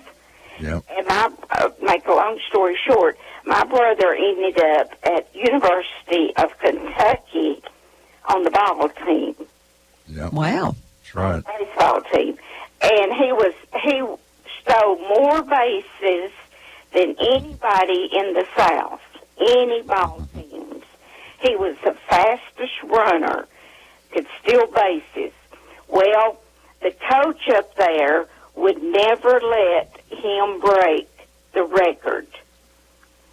And that really, really put my brother into a whirlwind, you know. And he lives out in Phoenix, Arizona now. But, yeah, my brother was loaded. I can remember him talking about Blue Spring School, and y'all remember him because you went to school with him. That's right. It's good talking to you. All righty, Miss Beverly. Bye-bye. Bye-bye. I just wanted to mention again that Tina's across from Bradley High School sells that wonderful chocolates. And if you mention Black Fox today, a portion of the money goes to Black Fox School. Today's Small Business Day. You know, don't fuss about those little businesses when they go out of business if you haven't been there helping them out all along. And one small business that's doing something really special this morning is G Daddy's Barbecue. They have not only great barbecue, but they have a lot of artists in there selling stuff today. So go down and see G Daddy's Barbecue. Let's get this call. Go ahead. Okie dokie, caller. You are now live on Old Town Cleveland. But I'm serious about that, though. You know, when you guys were growing up, did you have to grow a garden, or did you have a cow to milk? Or I know Jerry Frazier said that we had a cow and had to take it up on the hill and let it graze up on Graveyard Hill. That's how the cemetery got mowed. We used to take it. I took ours across Graveyard Hill and tied it out down there by Mouse Creek so that it would have some water and it would graze along the creek. Then when you got home from school, you had to go get it and bring it back, milked it in the morning. All right, caller, you're now live on Old Town Cleveland. Good morning. This is Brenda. Hey, Brenda. Hey. Tell these fellas who you belong to. Well, my daddy was Bill Allen that worked at Olin Chemicals, and my mother was Elizabeth Allen that worked at Central Drug for 72 years. Go ahead. The first apartment that I ever lived in, I was just a baby, and my parents lived in an old, big 2-story apartment building on South Ocoee Street. And it was just, let's see, I'm trying to think what the name of that street was. If you're coming from Ballpark Curve and you come up toward Broad Street or Ocoee Street. Yeah. I can't think of what the name of that road is that comes through there. But anyway, it's just back this side of that street. And that old apartment was torn down a long time ago. But Mother used to tell me that the rats were so bad in the back of that apartment that she was scared to death. She wouldn't go out the back door. But anyway, then we moved from that apartment on up Church Street, and where the monument is, right there at 8th Street, you turn right and then turn back left on Parker. sorry, my mind is so bad, on Church Street. And they were called the Alabama Apartments. I don't know if y'all know what those are or not, but it was a great big old house and it had apartments in it. We lived down in the basement apartment around back. And there was a little street that cut through there behind the apartments, and it was called College Street. Because it's right there where Lee University is right now. And College Street's not there anymore because the university took it over. But they had little white houses on that street, and they all looked alike. And I remember they called them something, but I've got dementia, and I can't remember what they called them, but they was all the way down College Street, and they all were little white houses. And we moved up from that apartment to one of those little white houses, and I learned to roller skate on College Street. But I can tell you every house I ever lived in with my parents, but I won't stay on here that long. But I started out on South Church. You've been run out of some of the best places in town, then, haven't you? You've been run out of some of the best places in town, haven't you? I wasn't run out. I was just a baby when we left that South Church. Well, you could have been the reason. Maybe I swallowed too loud. That could have been it right there. But anyway, I can tell you a story about what I used to do when we lived on the Church Street there in town. My papa was working on a sign one time when I was a little girl, and there was a sign fell down in a storm, and it killed a mama skunk and left her babies. We took we didn't. I was just a kid, but my papa took them to the vet, and vet fixed them. And he said he'd fix one of the babies for free for us to take home as a pet if he could have one of them. So my papa said fine, and so I had a baby skunk, and it had its stinker took out. And I got a leash and a collar for it, and I used to walk it up and down Church Street on that leash, and people would always be walking up and down Church Street, and they'd pass over to the other side of the street. Well, I would have see me coming with that skunk. But I'll never forget that little old skunk. It was so pretty, real fluffy. Did he have a name? Do what? I was saying, did the skunk have a name? A name. A name? Oh, yeah. Let's see, what was his name? Oh, I think it was Boots because he had white feet. But anyway, we kept him real clean, and he was so pretty. But my daddy built a cage for him outside up on high stilt-like legs. But a dog got him one time, and they told me a story. They told me he got too cold and he died. But I found out later they was talking in front of me and forgot about it, and a dog got him. But it was so funny. Every time I'd be walking that skunk, people would start passing the other side of the road. Yeah, they do use skunk. Well, my skunk didn't stink.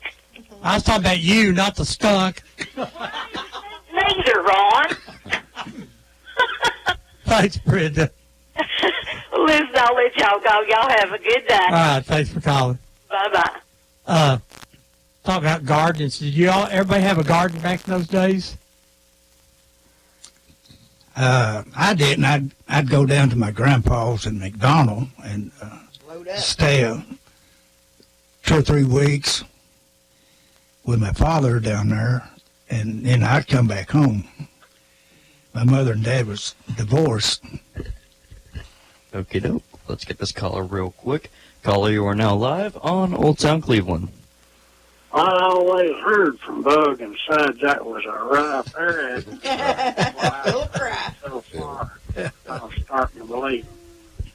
Hey, you got the two most honest guys in Cleveland sitting right here. Well, that's what I was thinking. But anyway, I had to learn a lot about it. I'd forgot about that stockyard down there. Man, that was something. That's where Suds started roping the cows, he said. Yeah. But anyway, I was just going to call in and let you know I was listening, so tell straight of it. That's right. Well, now, because Philip doesn't mind to repeat your stories and add some facts to them. But anyway, I'll talk to y'all later. We'll talk to you, Philip. See you. Bye. Guys got the phones. Now, he's one that would need that chocolate-covered jalapenos. He always. That might not be hot enough for Philip. He likes those cayenne peppers every morning. Ooh. So now you had gardens, and you got your garden from your grandmother. For me, I really didn't have to do that.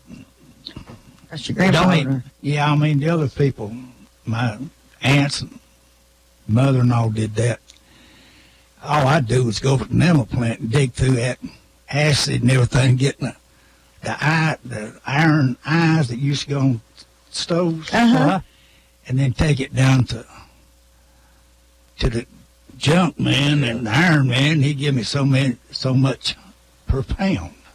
Oh, wow. So, you know, I mean, it was piled up over there at the enamel plant, and you know, you just dig through it. You knew what to look for that they'd buy.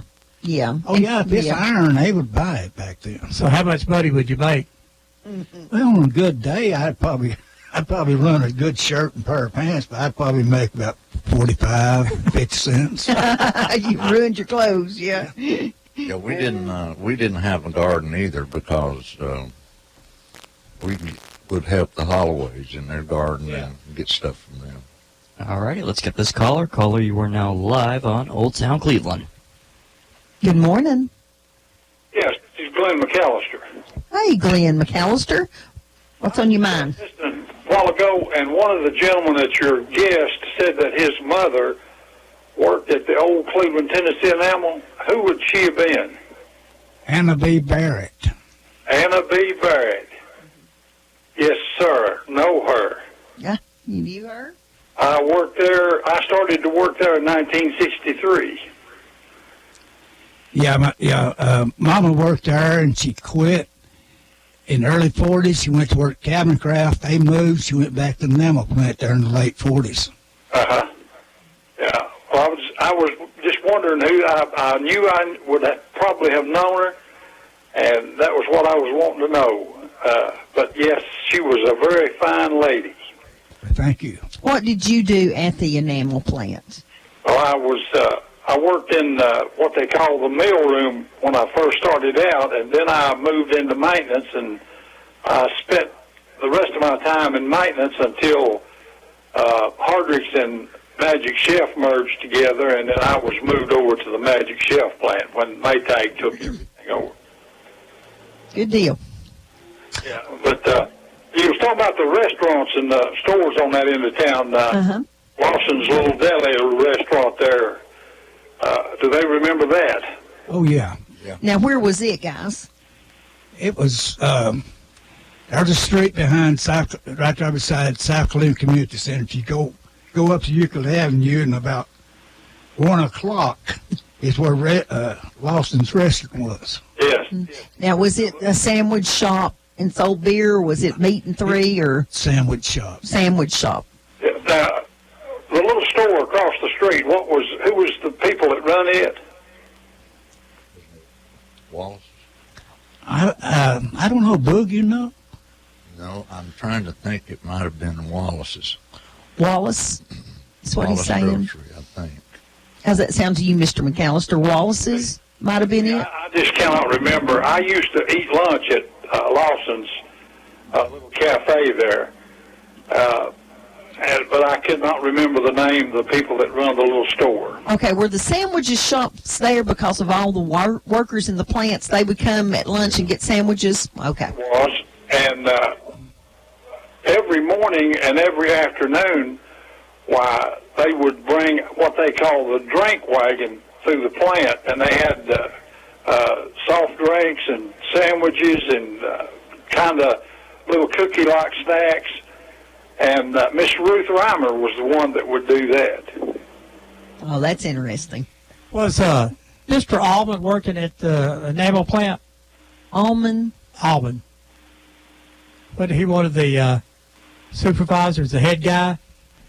What was his name? Allman, last name. Harold, I believe. Harold Allman, yeah. Harold Allman was at Hardrick's. Lynn Allman was at the down at the old Cleveland. Okay. Okay. Mr. James Gibson was actually the gentleman that was over the old Cleveland and that. That's Gary Gibson and Steve's dad. Steve's dad. Oh, okay. Yes, that's who it was. You was talking about Lawson's. Did you ever go down to any Red Castile's restaurant down there? He was down by the stock barn, and then he built a place right behind the enamel plant there on Church Street. Do you remember that? No, I don't. Yeah, I do. Yeah. Now, what was his name? Red Castile. Red Castile. Okay, sandwich shop again? He made good burgers. A good burger, huh? Yeah, I really appreciate your show today because that brought back a lot of old memories. But It will, and you'll be thinking about it for the rest of the day. oh yes. Yeah, all righty. Well, thank you so much for calling. Okay. Bye-bye. You guys have conjured up a lot of new callers today. I really appreciate that. Do you guys remember over on Euclid or Waterhouse Street that they used to bring in strawberries there when we used to grow a lot of strawberries in Bradley County, and they shipped them right over there.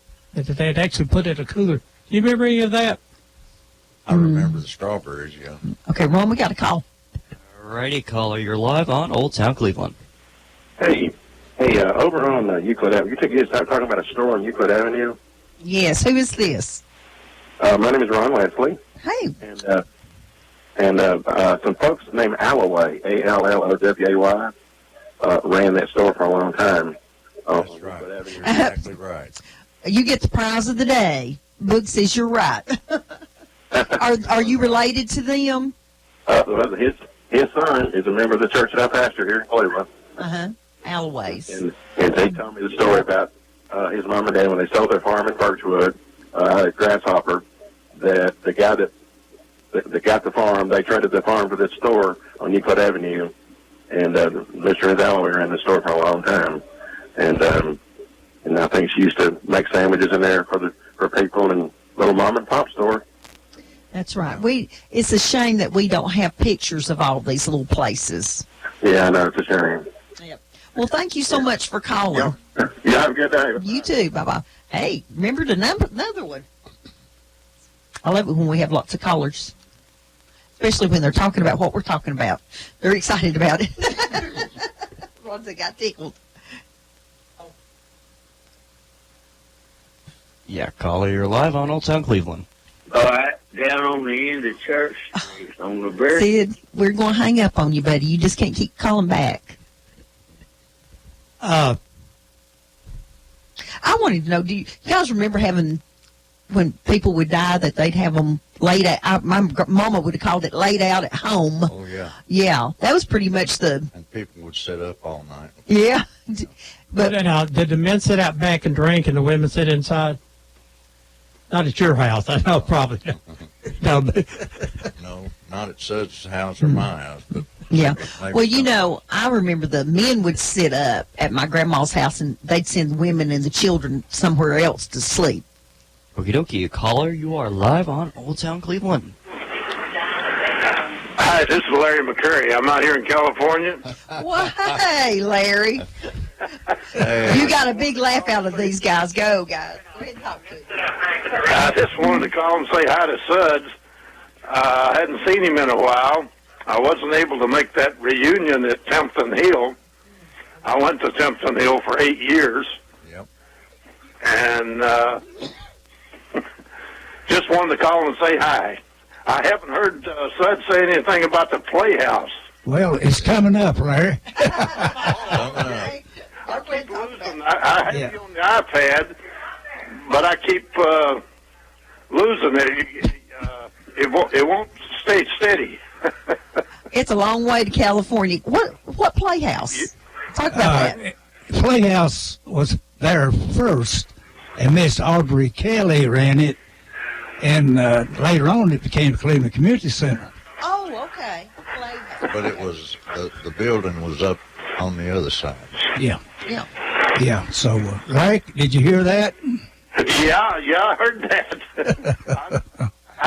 It just brings back a lot of memories. Well, it's not, it's changed a little bit, and our old house and your old house that y'all lived in, the bakery finally bought that property and made a parking lot out of it. Oh, I didn't know. I haven't been back there in a few years. And so we're, everything else, is just, about the same. Yeah. Just older. Just about like we are. We're just getting a little bit older every day.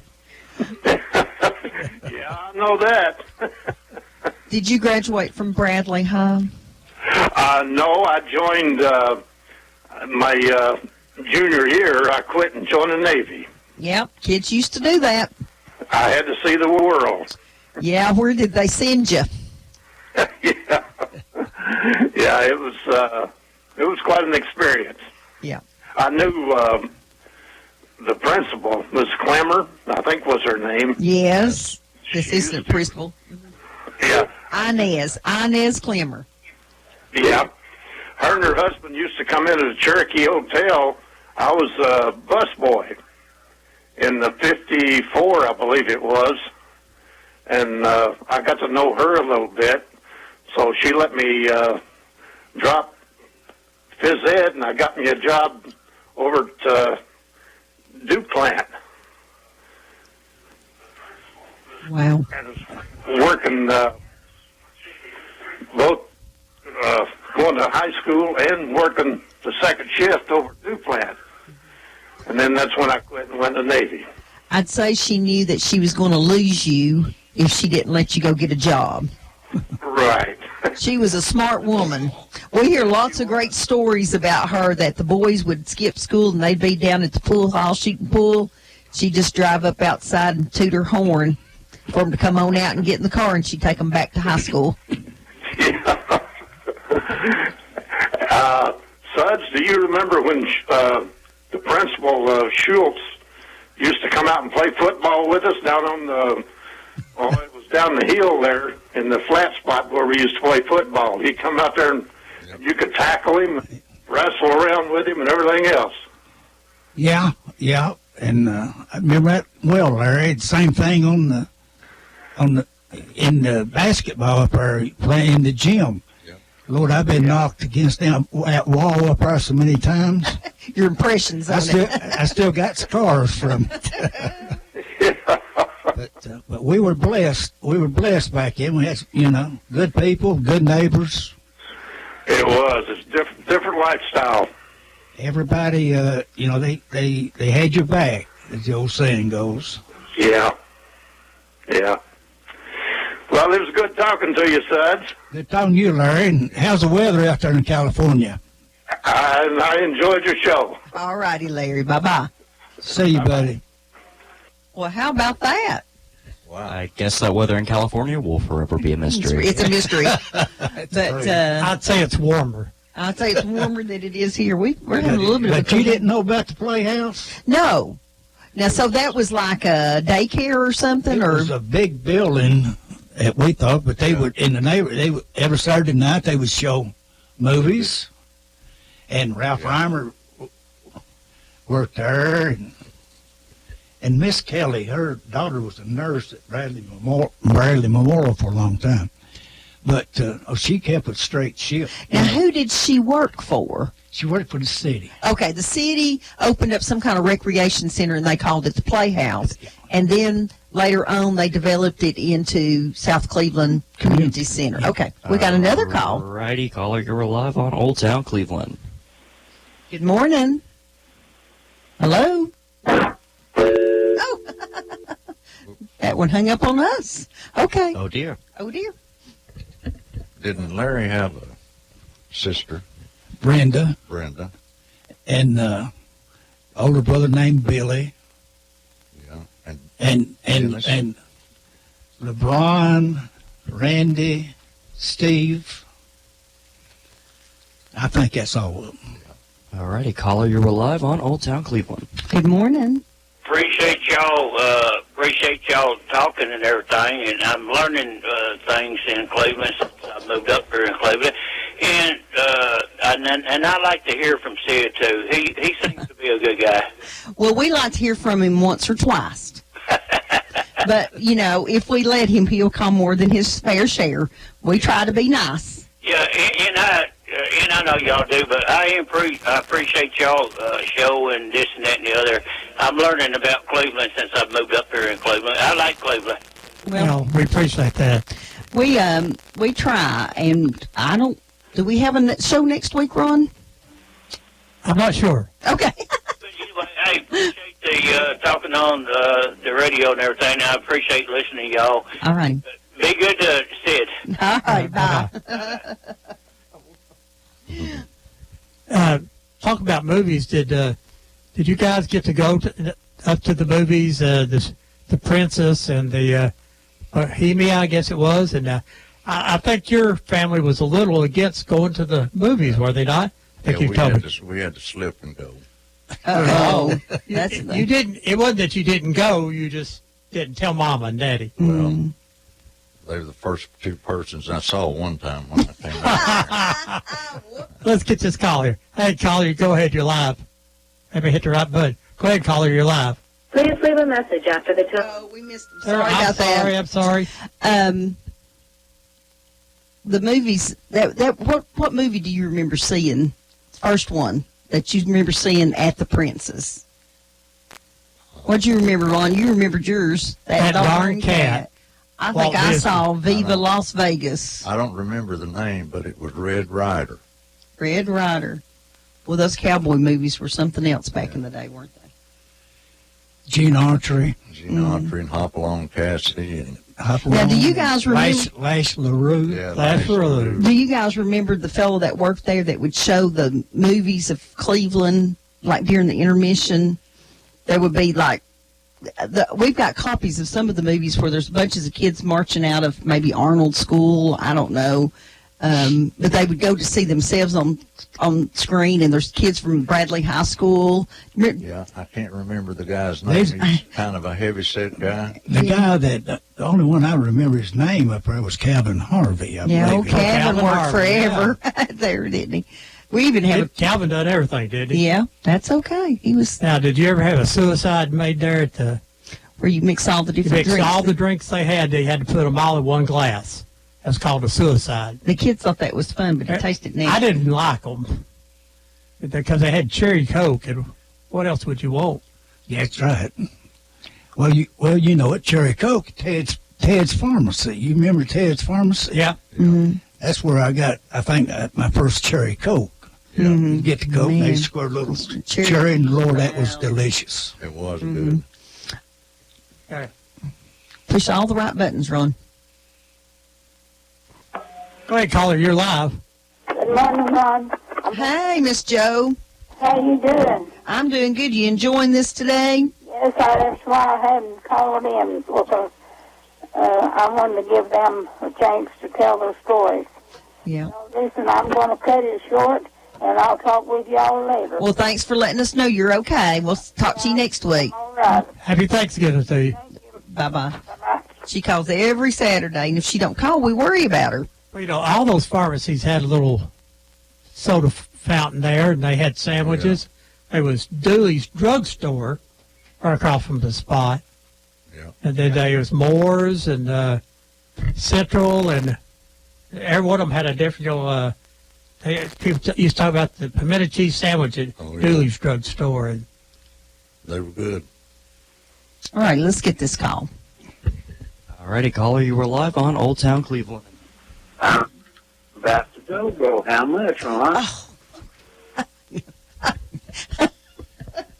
Lord help. All right. I wanted to mention to folks that if you do want to pick up a copy of my books, they are out. The easiest way to get one is to go up to the history branch, and you can write a check, or we accept cash up there. And today's Small Business Day. Go out and support a small business. Go get you some good barbecue at G Daddy Barbecue. Have you ever tried it at G Daddy's Barbecue? Yeah. You know where it's good. It's not too smoky. Okie dokie, caller, you were live on Old Town Cleveland. Hello, it's Pat Garrett. Hey, Pat, what's up, buddy? Well, I was thinking about Brenda's stories there when she called in. And that hotel, what popped up into my mind was it was called the Tennessee. Would that be correct? Was it a hotel or a restaurant? It was a rooming house. A hotel. Oh, he's calling it a rooming house. Where was that, Suds? It's where Robinson Supply used to be on Old Corey Street. Yes.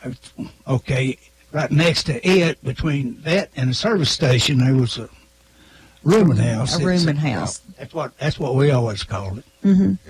I know that they're in this old movie that we have from 1957, I believe. There's the Tennessee restaurant, and it's down close to where Bradley High School is now. Well, one more thing I'd like to ask. Has anybody mentioned working at the Chrome Platers on Church Street? No. I remember it. Yeah. I never did work there. The worst job I ever had, I left the first break. I never went back. Was it just hot and messy, Pat, or what was it? Oh, man, it was hot. They gave me the worst job in the place because I was just starting there. Mm-hmm. Yeah, that's how it works, isn't it? Yeah. It was nasty. I remember that place. In the different vats, and they had electricity flowing through the hooks, and they get red hot. And it was just burning my fingers just about off. And then I'd step in front of a fan, and I thought I was standing out in front of an iceberg. I'd be so hot, and I'd get in front of that wind. You could be so sweaty and stuff. Well, you don't need chrome in places anymore because we don't have chrome on our cars anymore. Yeah. All right, I'll get off. Let somebody else call. Thank you, Pat. All right, goodbye. Bye-bye. That's how it always goes. The low man on the totem pole gets the worst job, isn't it? You know, we were talking earlier, I was telling you about my great-great-grandfather on that covered wagon through Polk County. They called it Tally Ho. Oh, Tally Ho. Never heard of that. That's interesting. Alrighty, let us get this caller. Caller, you were live on Old Town Cleveland. Hi, this is Jim Unby. Live in Cleveland, have been for quite a few years, but I used to work at the old Starview Drive-In back in the late 70s and early 80s. Uh-huh. And, when we make our rounds around town, we notice that there's so many people that have tried to imitate that hot flan. I think there's less than a handful of people that have their recipe in their mind, that they know that recipe. The issue is the peppers. It's critical. There's only one pepper that you can use to get that unique taste. And it's hard to find them. Yeah, you can only find them on Amazon now, but if you're okay with it, I'd be happy to give you my email address, so in case anyone wants the recipe, I'd be more than happy to send it. Well, I'm sure everybody would want to have that, so go ahead and give it. And this is the real one. This isn't. You can definitely, once you mix it up and taste it, you'll know it's the right one. It's my email address is jownbe@bellsouth.net, and again I'll say that for me again. JOWN as in November, B as in boy, E as in echo, at bellsouth.net. And again, just shoot me an email. Say, hey, I'd like that. Well, I'll tell you somewhere that people can buy it already made that it's pretty darn close is over here at the Chef. They sell a container of it for two. I have tried the Chefs. No one just that they're very close. They just don't have the right pepper. Right. Pepper or that you got to use? Pino Odom is a good friend of ours, and we know what that pepper is. Yeah. I imagine they just can't find them anymore, but it is awful close. And that was my favorite hot slaw, and then second would have been Wallace Reimers over there, which was always hotter. What a lot of local people don't realize is that once you get 30 miles from here, they don't know what that is, the hot slaw. And it's crazy because we used to have people driving in from Georgia in Dalton just to get the food. We never, we wouldn't even take their money at the gate. They just said, "Hey, we're coming in for hot dogs and hamburger. We want that hot slaw." So they would come in and we'd let them do that. And they'd drive up. Hoyt Fair, you probably need to know. Oh, yeah.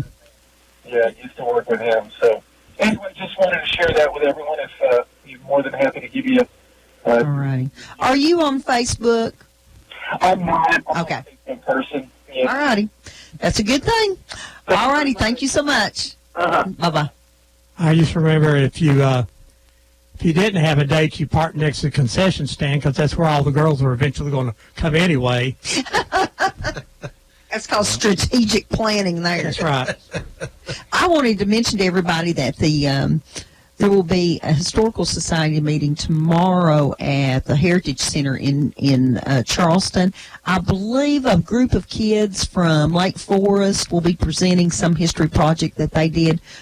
Sure to be interesting. I believe they meet at 3 o'clock. Everybody's invited to attend, and we'll see you there. It's about gone through all this today. Yeah. Went through pretty fast. Yeah, it does. Faster than you think. You think, oh, my goodness, what 2 hadn't you hours? told us that you wanted to tell us? Confession time. Now, see, you can talk about everybody else real quick because we won't be here for them to Oh, that's that's right. Well, growing up in South Cleveland, I don't think that you could have found a better place. You could have found a little higher caliber of living, but the people in South Cleveland were just outstanding. They were outstanding. The neighbors would take care of you. My mom and dad both worked, and during the day in the summer, a lot of my neighbors would say, "Hey, Boog, I got you a sandwich." Yeah. Yeah. Mm-hmm. So it was a great time to grow up. Yeah, it means a lot because I just like the guy called from California. He's probably my oldest friend, really. And I would go to his house and eat, and Lord, he'd come to my house, and we'd love to have 4 or 5 people, and we're gonna find the ball game somewhere. Now, if somebody in your neighborhood saw you misbehaving, Oh, you didn't do that because your dad would know in just a few minutes. When your name is Suds, they kind of remember that name. So. All right, Suds, I got to ask you, what's that nickname about? Well, just to tell you the truth, I was the baby in the family. There's some words that I could say, some words I couldn't say. And I was in the 3rd grade, and they'd say, "Tommy, what grade you in?" I said, "I'm in Sud." "What grade you in?" I said, "I'm in Sud." I couldn't say 3rd. And then it kept on and on, "What grade?" "I'm in the 3rd grade. I'm in the 3rd grade." And I would fight. God, they'd make fun of me. But so it eventually come out Suds. How funny. Now, Boog, how'd you get your name? Well, when I was a little boy, of course, I was young. We didn't have TV. They'd turn the radio on. I'd start dancing around. My oldest brother said, "He's doing the boogie woogie." So if you go down to South Cleveland, any of those old people that are still alive, it's Boogie. They call me Boogie. Oh, but when you get to school, it's Boog and Booger and a lot of other stuff. Ron's just pondering all that over. I didn't have any nicknames, I don't think. If you missed part of the show today, you'll be able to catch it on our Facebook page, on Facebook at friendsofOldTownCleveland.com and OldTownCleveland.com about Wednesday or Thursday. If everything worked correctly, it will be recorded, and you can listen to the whole thing there. And see it all, too. And you can see us all sitting here doing whatever it is we do for 2 hours. And we'll be back here next week. We got some shows coming up. We're going to have a Christmas by popular demand. Tim Petit, and we believe his sister, are going to come on and sing some live Christmas music with us. And I'm sure he's going to sing his biscuit and gravy song. We can all relate to that. This is the type of shows we love to do, talk about our hometown and people growing up and, before there was Walmarts and cell phones and cable television, and we played marbles and played baseball or football or whatever happened to be in season right there. Or whatever ball somebody happened to own, that's what we would play. So these are great shows, and I appreciate Suds and Boog for coming in doing this today. If you would like to talk about your community, you need to let us know. Sure it would. And it's up to everybody out there to save history. You need to get the pictures out from up and under the bed, they call it. Sure, Ron and I've been working on that. It's hard to do. Get you some archival ink and archival labels, and write that on those labels and put who's in those pictures. Because I've got hundreds and hundreds of pictures that people have given me. I have no earthly idea who they are.